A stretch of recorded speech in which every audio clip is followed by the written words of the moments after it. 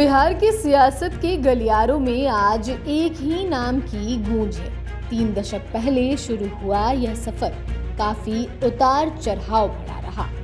महज 25 साल की उम्र में राबड़ी देवी सरकार में मंत्री बनकर उन्होंने सबको चौंका दिया था। अपनी प्रतिज्ञा वाली पगड़ी और आक्रामक तेवरों से उन्होंने जल्द ही खुद को पार्टी का सबसे बड़ा ओबीसी चेहरा बना लिया। वित्त से लेकर पंचायती राज तक हर विभाग में उन्होंने अपनी प्रशासनिक कुशलता का लोहा मनवाया। ये कहानी है बिहार के नए नवेले मुख्यमंत्री सम्राट चौधरी की। सम्राट चौधरी की राजनीतिक विरासत बहुत समृद्ध है। वो शकुनी चौधरी के बेटे हैं, जो समता पार्टी के संस्थापकों में से एक है। शकुनी चौधरी का नाम कुशवाहा समाज के बड़े नेताओं में शुमार है और वो खुद भी विधायक और सांसद रहे। शकुनी चौधरी के बेटे सम्राट चौधरी का प्रवेश सक्रिय राजनीति में 1990 में हुआ।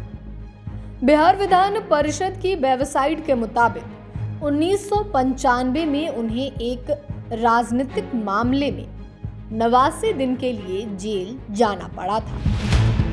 1999 में राबड़ी देवी सरकार में वो कृषि मंत्री बने, लेकिन उनकी कम उम्र को लेकर विवाद खड़ा हुआ। साल 2000 और 2010 में वो परबत्ता विधानसभा क्षेत्र से विधायक चुने गए। साल 2014 में वो जेडीयू में शामिल हो गए। नगर विकास विभाग के मंत्री भी बनाए गए थे। साल 2018 में वो जेडीयू छोड़कर बीजेपी में शामिल हुई और एनडीए सरकार में पंचायती राज मंत्री थे। सम्राट चौधरी ने अपनी राजनीतिक पारी राजद से शुरू की थी। 1997 में राजद के गठन के समय जो ड्राफ्ट तैयार हुआ, उसकी 3 सदस्यीय कमेटी में से एक सदस्य चितरंजन गगन थे। शकुनी चौधरी राजनीति में सेना से रिटायर होने के बाद आए थे, लेकिन सम्राट बहुत ही कम उम्र में राजनीति में सक्रिय रहने लगे थे। वो बहुत कम उम्र में विधायक और मंत्री भी बने, जिसकी बकायदा समता पार्टी से एमएलसी रहे पीके सिन्हा ने चुनाव आयोग को शिकायत की थी। परबत्ता विधानसभा से सम्राट चौधरी विधायक रह चुके हैं। सम्राट चौधरी उस वक्त बीजेपी में शामिल हुए थे, जब बीजेपी ने बिहार में ओबीसी को साधने की शुरुआत की थी। बीजेपी की रणनीति नीतीश के लवकुश वोटरों में भी सेंध लगाना है। इसमें कुर्मी कोयरी वोटरों की भूमिका अहम होती है।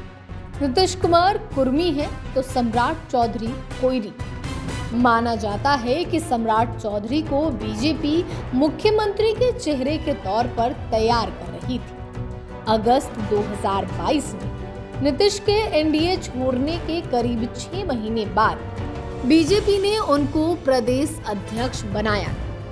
सबसे ज्यादा चर्चा में तब आए जब उन्होंने नीतीश कुमार को मुख्यमंत्री पद से हटाने का संकल्प लेकर लंबे समय तक सिर पर मुरेठा बांधा। लेकिन नीतीश के एनडीए में आने के बाद हालात थोड़े बदल गए हैं। नवंबर 2025 में गृह विभाग संभालने के बाद उन्होंने राज्य की कानून व्यवस्था में कई बड़े बदलाव किए। उन्होंने अपराधियों को बिहार छोड़ने या अंजाम भुगतने तक की सख्त चेतावनी दी। उनके नेतृत्व में पुलिस को अपराध नियंत्रण के लिए पूरी आजादी दी गई। सम्राट चौधरी बीजेपी के ऐसे नेताओं में से हैं जो आरएसएस की पृष्ठभूमि से नहीं आते। शकुनी चौधरी कभी नीतीश के करीबी थे तो कभी लालू प्रसाद यादव की पार्टी आरजेडी में भी रहे। सम्राट चौधरी के पास एक राजनीतिक विरासत भी है जो उनके सियासी प्रभाव को बढ़ाता है। सम्राट चौधरी का राजनीतिक सफर बिहार की सत्ता के केंद्र में एक आक्रामक और कुशल रणनीतिकार के उदय की कहानी है।